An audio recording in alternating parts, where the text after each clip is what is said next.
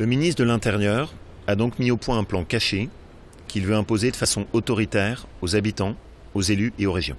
Et donc j'invite en tout cas tous les élus locaux, tous les habitants qui ne veulent pas se laisser faire, à ne pas se faire imposer contre leur volonté un plan qui tourne le dos au bon sens.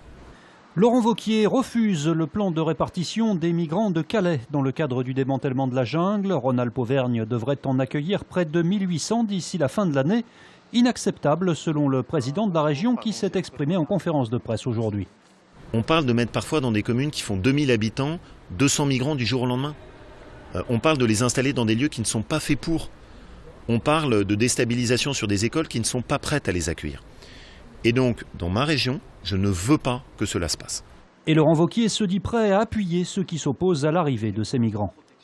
D'abord, la première chose, c'est que je veux la liste des communes qui sont envisagées. Concrètement, ça veut dire que des maires qui parfois n'ont pas beaucoup de moyens autour d'eux, nous les aiderons à envisager tous les moyens de loi, essayer d'avoir un accompagnement pour faire des recours devant les tribunaux et les aider à s'opposer à la pression du ministre de l'Intérieur.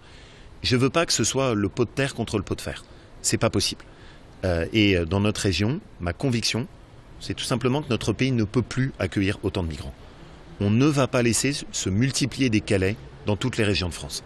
Des déclarations qui ne seront sans doute pas du goût du préfet de région chargé de faire appliquer sur le terrain le plan de Bernard Cazeneuve.